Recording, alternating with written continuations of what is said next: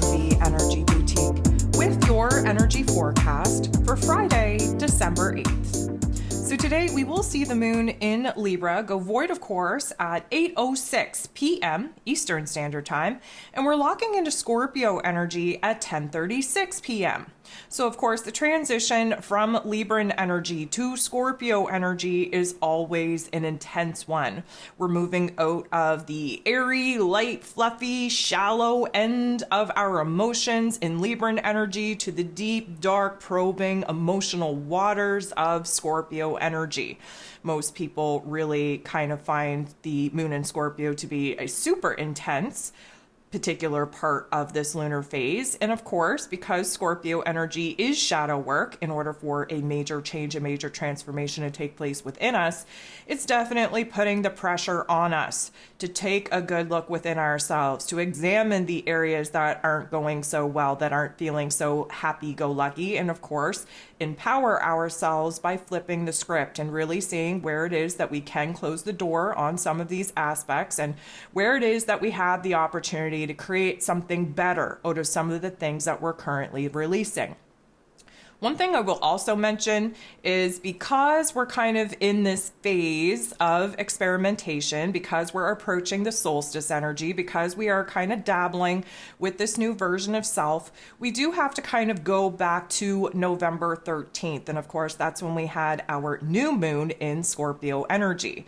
So now that we're moving into the lunar phase where the moon is in Scorpio, there's going to be a little bit of a reflection back to that particular new moon. That's when this new version of self came out to play. That's when this whole experimentation phase kind of kicked off. And because of that, because so much has happened, because we've had revelations, because we have new information and details to kind of work with, this is going to be the anchor point, if you will, the trigger, the activation, the catalyst that needs to happen prior to us actually getting to the solstice. And of course, the moon being in Scorpio energy is kind of ushering all of us into that new moon Sagittarius phase that, of course, will follow the moon being in Scorpio energy. So there's definitely going to be some extremes for us to sit in, for us to think about, for us to feel and explore. And out of that, we're going to be quickly accelerated into that new moon in Sag. We're going to have a bigger, brighter vision on what's going on, what it is that we have to focus upon, what it is that we have to jump into and initiate. And then, of course, we keep that kind of energy up and truck right into the solstice energy, which, of course, is going to close the door on this experimental phase, on this karmic chapter, and really offer us a point to anchor in the new version of self, the energy signature, the frequency that we will be working with, and of course the timelines and the soul contracts that come along with that.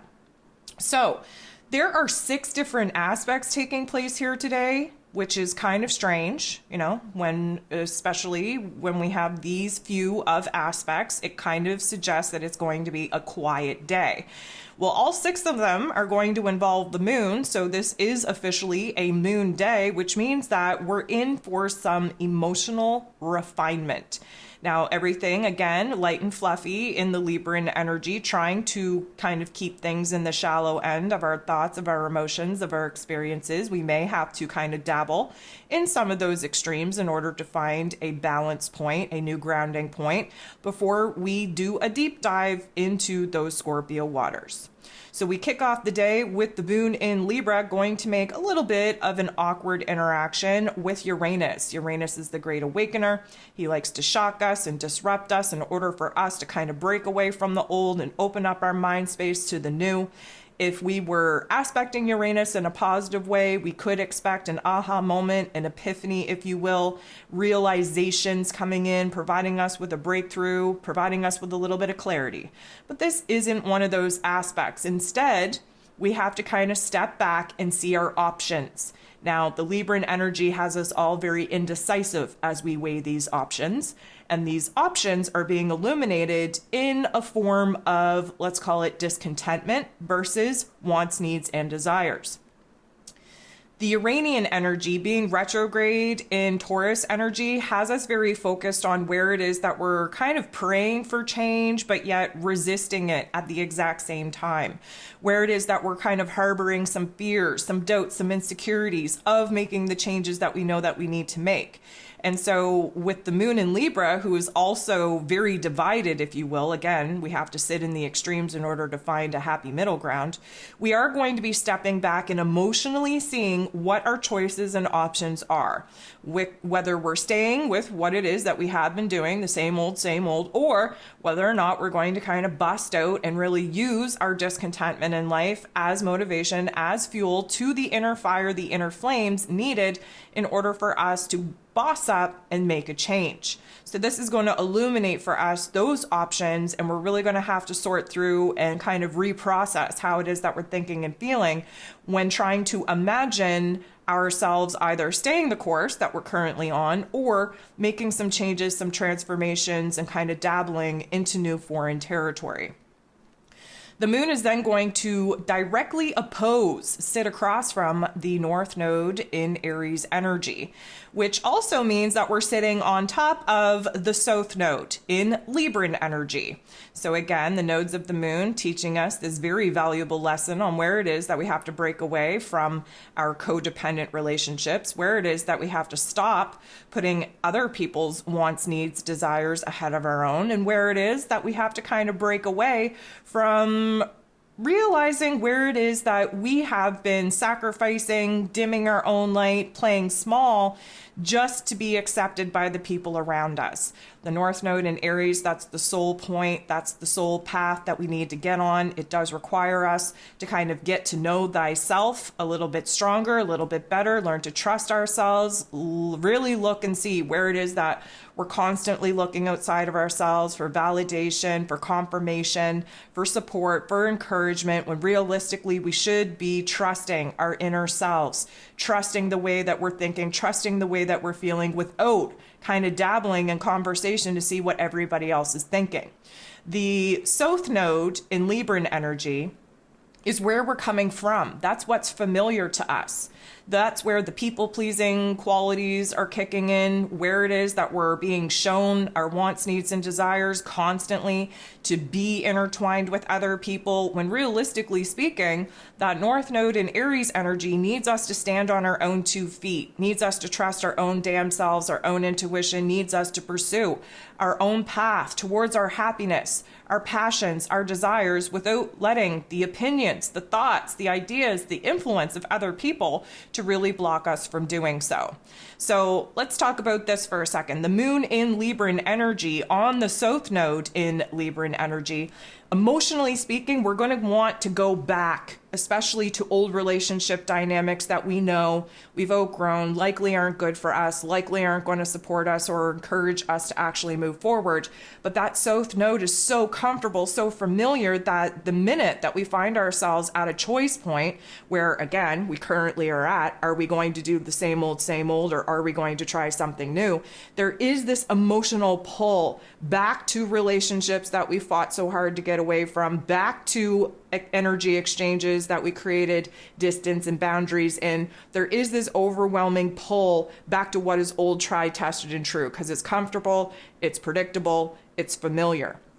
But the moon opposing, sitting across from the North Node in Aries energy, is providing us a choice point. Are we going to fall back into old patterns and behaviors, go back to old relationships, go back on our word, go back on our boundaries, or are we bossing up? Are we becoming more of a, I'm going to call it, powerhouse individual? Are we getting to know ourselves a little bit better? Are we putting ourselves at the top of the list? And so again, because we are in this experimental phase with this new version of self, this is going to be a tough energy for many of us to actually sit in, because the ebb and flow, the push and pull, the feeling torn is definitely going to be intense. The moon in Libra then going to make a positive interaction with Mercury, ruler of the mental plane, ruler of information, communication, and how it is that we express ourselves. Definitely slowing down now as we approach that retrograde point coming at us on the 13th. And of course, in Capricorn energy, we have tunnel vision on. We're a little bit serious and somber. We're in logical, practical mode. We want to come up with a system, a routine, a structure on how it is that we are going to get organized, how it is that we're going to tie up the loose ends of our to-do list in order for us to have a clean slate, a fresh page to start really building towards something new. Now, the moon being our heart space, Mercury being our head space, this is a good interaction. So we're on the same page here, which means that emotionally speaking, we're not living in previous extremes. We're actually finding a grounded middle point. We're feeling good about where it is that we're at and the choices in which we're making. And Mercury, of course, is really validating for us that as long as we don't get too carried away, as long as we don't project ourselves too far back in our past and too far ahead in our future, and we try to anchor in this present moment and deal with what is currently on our plate and deal with what is and not what could be, then we're going to find a lot of peace, a lot of contentment, a lot of surety that we're absolutely exactly where it is that we need to be at this particular point in the process. This may also put us in some situations to have some very serious conversations. Again, with Mercury and Capricorn, we're only speaking on things that absolutely matter.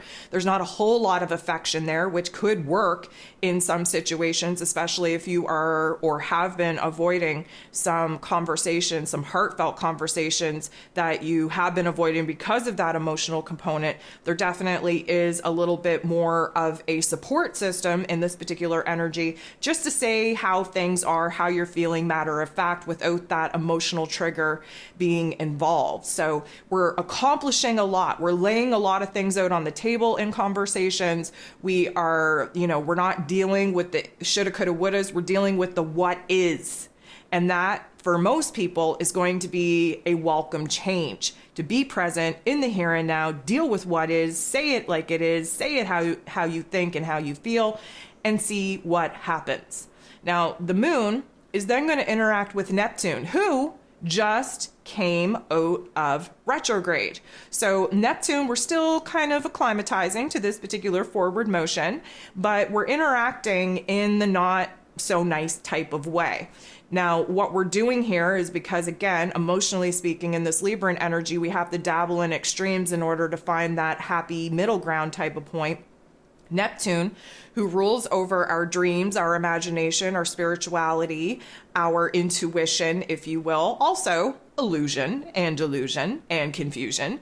What we are doing here is we're taking a good look at where it is that we are feeling a little bit confused. Now, we just came out of some, pretty good energies, I would say, with that Mercurial moon interaction. However, now we're starting to push the boundaries of those logical, practical thoughts, those ideas. Now we're kind of trying to tap into our intuition, tap into that new creative energy, kind of grasp a vision and a dream of what it is that our higher selves want us to be pursuing at this particular point in time.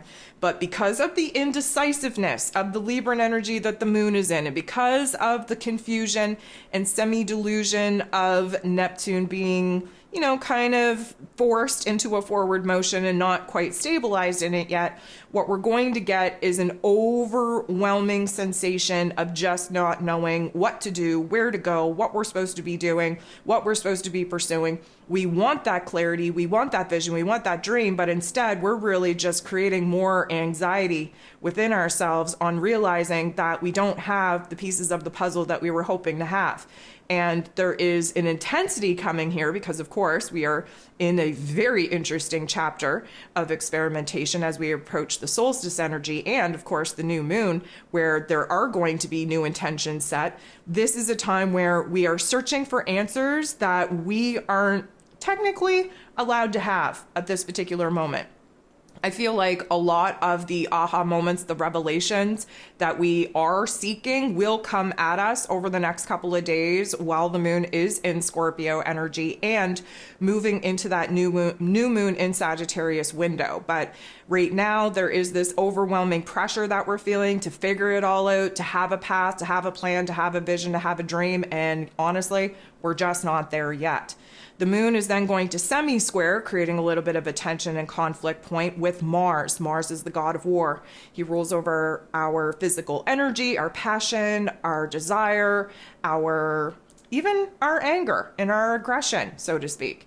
Now, he's in Sagittarius energy, and again, this is a favorable spot for him, but he really hasn't been able to kind of take the action and make the moves that he's been wanting to make. In Sagittarius energy, it's very much about the big ideas, the big dreams, the big visions that we're having, but a lot of this particular transit is really taking place more on the inner level. We're building up to new inspirations. We're trying to get motivated. We're trying to tap into a new creative force energy. We're trying to figure out what our new passion, what our new desire is. And as we're kind of percolating on this and trying to build up that inner flame, that inner fire, we are definitely starting to figure out what deserves our time, our energy, and attention, and what our higher self is asking us to pursue.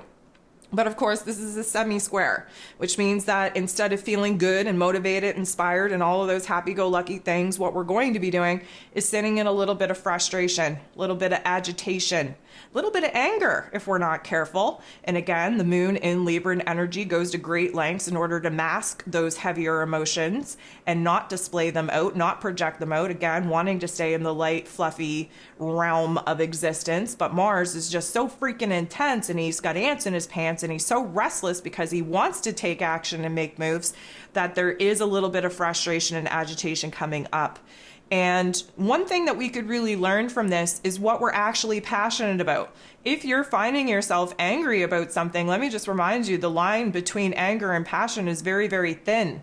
And so we can learn a lot from the frustration, the agitation, the anger, on what it is that we actually care about, what it is that we want to pursue, what it is that we want to be done with. There's a lot to learn from a lot of these tension-filled aspects.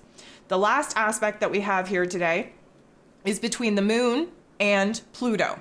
So as I kind of previously mentioned, I think in yesterday's or even maybe the day before's energy forecast, because Pluto is at the very ending point of this Capricorn energy in the later degrees, anytime that we have a planet or a luminary kind of reaching the final degrees of whatever energy they are in, there's going to be some kind of aspect with Pluto. Pluto's the great transformer, so we always have an opportunity to change, to transform, to grow, to metamorphosize, if you will, into something different. And because the moon is involved, this is an inner change, an inner transformation, where our emotions are concerned. Now, a square doesn't feel good. We got to get in the boxing ring. We've got to fight it out. There's this want, need, and desire to have control over everything, to feel like we're in control, to feel like we have power over our lives. But many of us at this particular situation and circumstance, realizing where it is that we're lacking power and control. And of course, that just kind of emphasizes the indecision, the insecurities, the fears, the doubts that we can often kind of find ourselves in when the moon is in Libra, and of course not being aspected in a favorable way. So what we know out of this is that things are going to intensify. It's going to feel very dark. It's going to feel very jittery while we're kind of waiting for the moon, because this is the last aspect that the moon is going to make before going void, of course.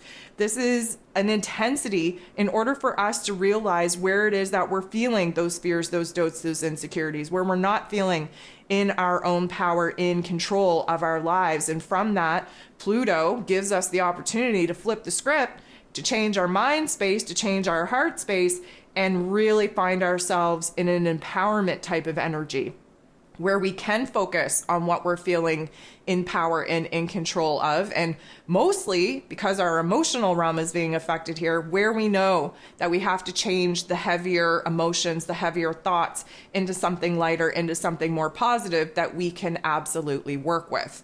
So again, 8:06, this is when this particular aspect happens between the moon and Pluto. We go void at this point. We lock into Scorpio energy. We have nothing else to experience for the rest of the day. We get a little bit of a permission slip, if you will, from the cosmos, just to sit in the emotional depths that, of course, the moon and Scorpio will trigger in all of us.